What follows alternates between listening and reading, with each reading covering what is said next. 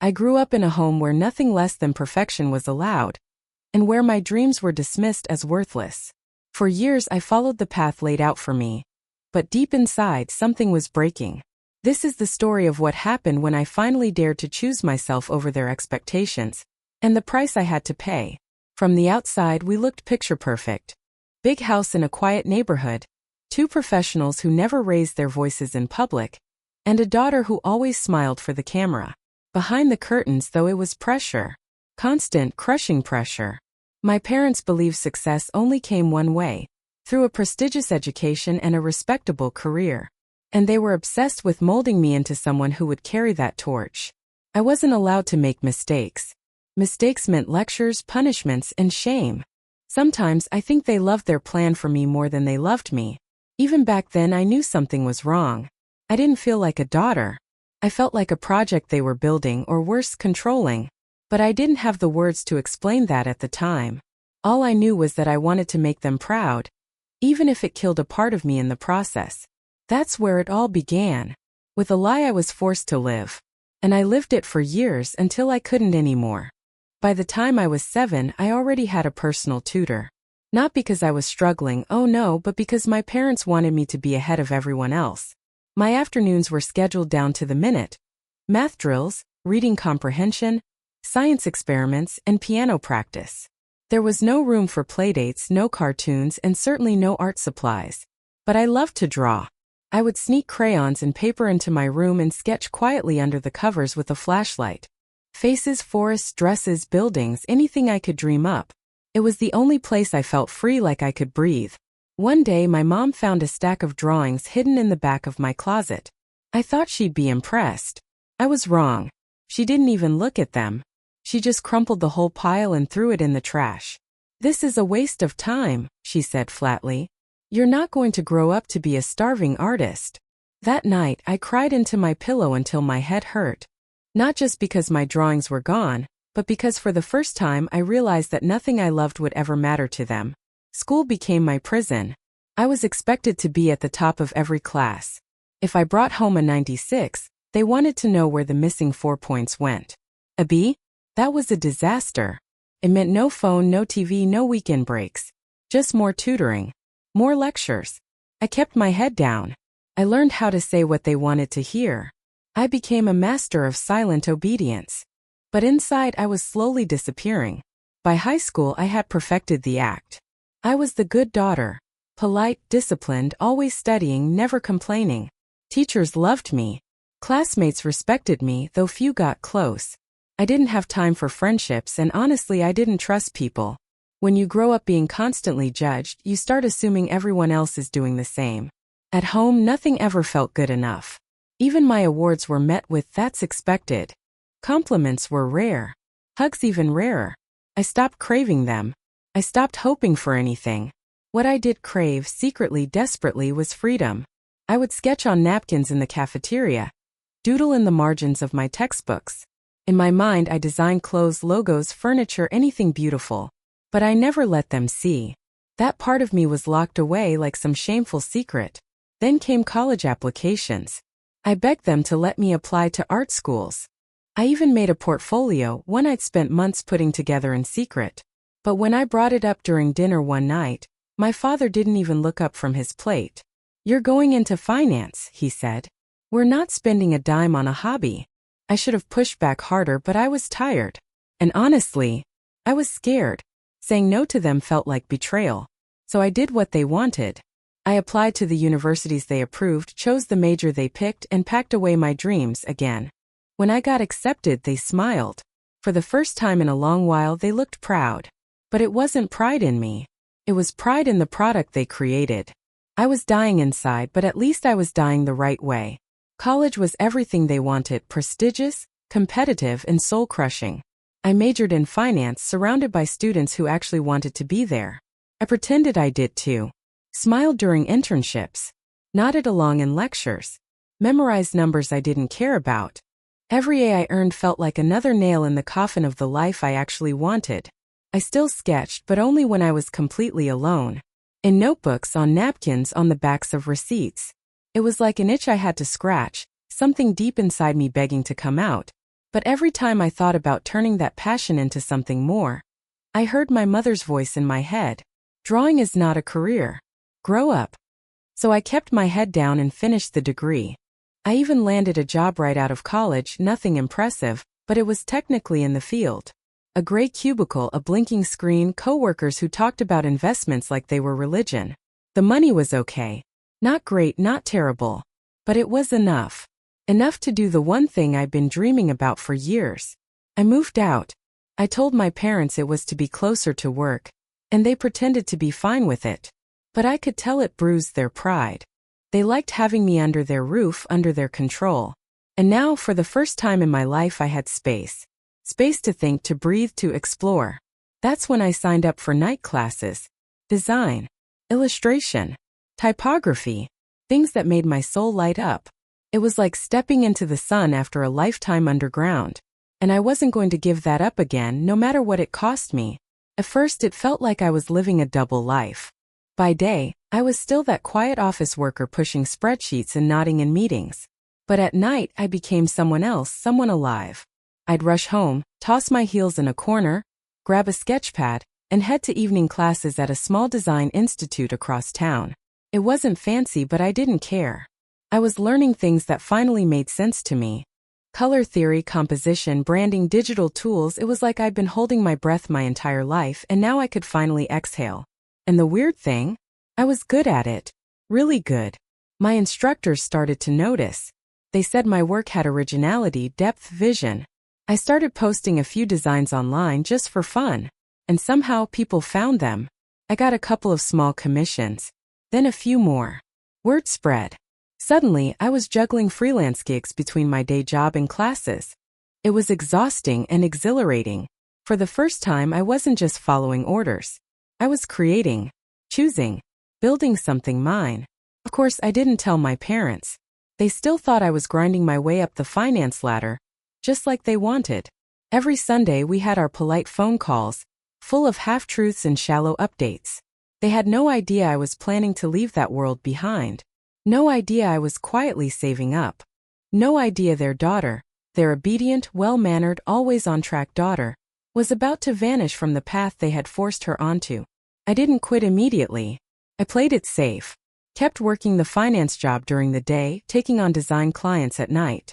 For almost a year I barely slept. But every time I saw one of my pieces used in a real business, or when a client emailed saying my work had helped bring their brand to life, I felt something I had never felt in my entire life. Pride. My pride. Not the kind that came with approval from my parents.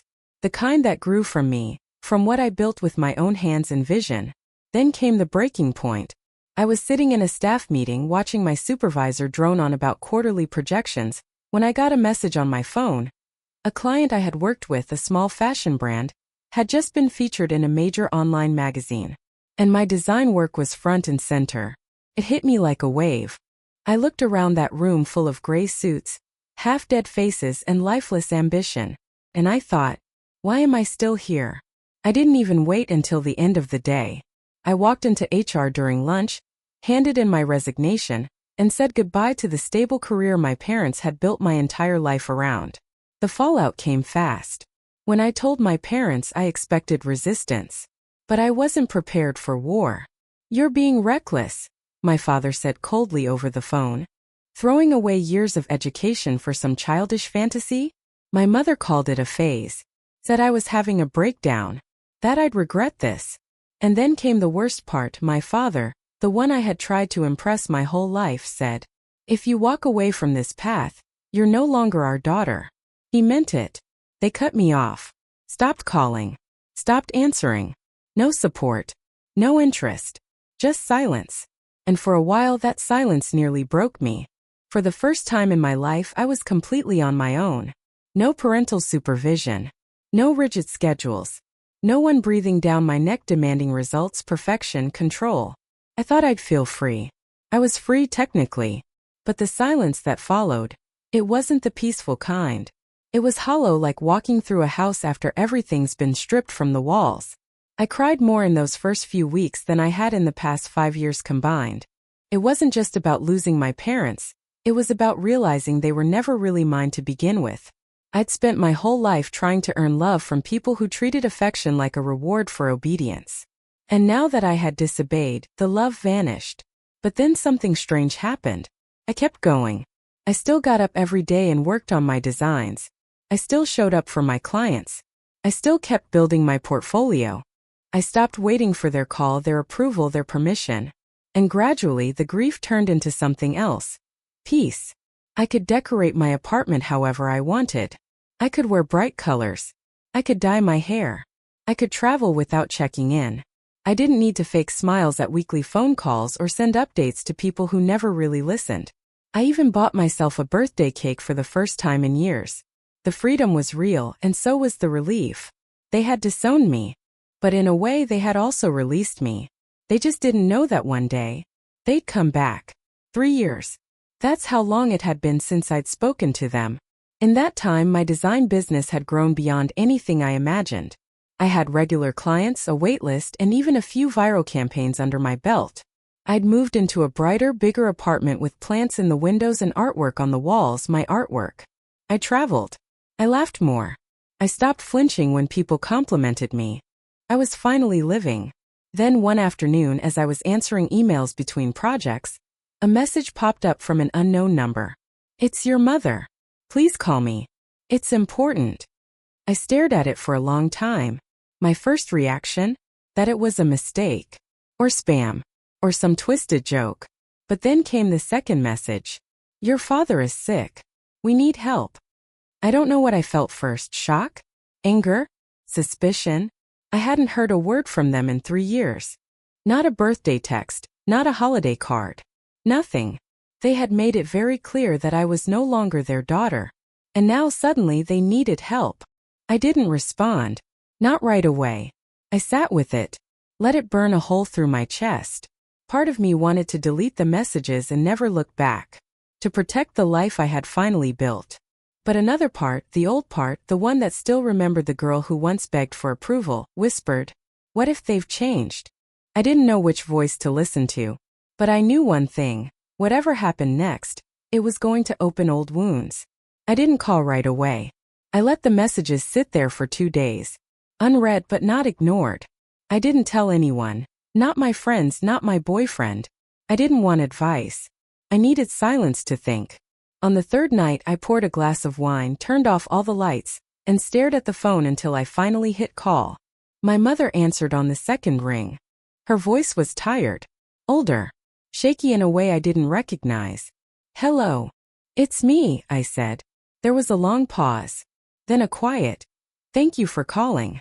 She told me the basics. Their business had collapsed after some bad investments, and the stress had hit my father hard. He'd suffered a mild stroke. Was recovering but slowly. They were having trouble managing things. Bills were piling up. And for the first time in decades they didn't have all the answers. I listened without speaking. And then she said something I never expected to hear. "I know we weren't kind, and I know we said awful things. But I'm asking as your mother, please help us." That word, mother, hit me like a slap and a hug at the same time. The same woman who once said I was throwing my life away was now asking for help. From the daughter she disowned. And I had every right to say no. To tell her they made their choice, and they'd have to live with it. To protect the little girl inside me who still cried over torn-up drawings and cold silences. But I didn't say no. Not yet.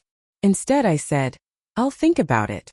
And when I hung up the phone, I sat there in the dark, heart pounding, wondering what part of me had just answered.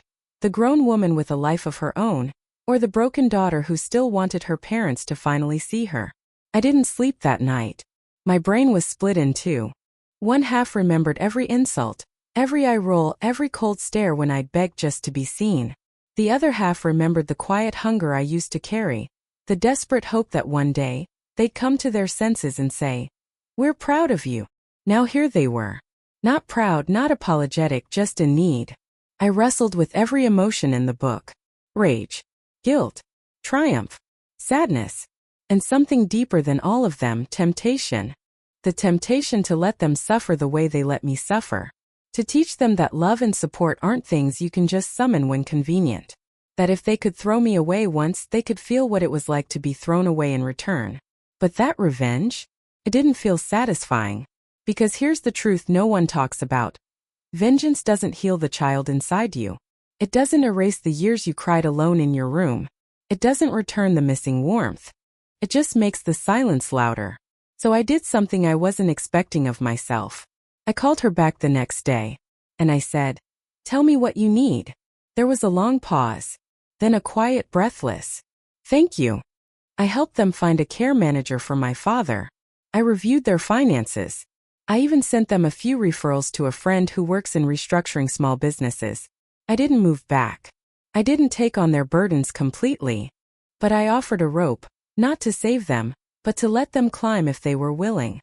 And in those weeks of hesitant phone calls and clipped conversations, something strange started to happen. My parents changed. They didn't become warm overnight. But they softened. My mother said thank you more than once. My father, still weak, asked how my business was doing. Not in a passive-aggressive way, but like he genuinely wanted to know. It wasn't love. Not yet. But it was different. And that, in itself, shook me. After weeks of helping them from a distance, my parents finally asked to meet in person. They wanted to talk. To explain. To apologize. I agreed, cautious but curious. The day of the meeting, I dressed carefully. Not to impress, but to remind myself I was someone worth respect. When I arrived at their home, the air was thick with awkwardness and unspoken regrets. My father looked frail. His usual stern gaze softened but still serious. My mother avoided my eyes, twisting her hands nervously. They started with the apologies. "We were too harsh," my mother said, voice trembling.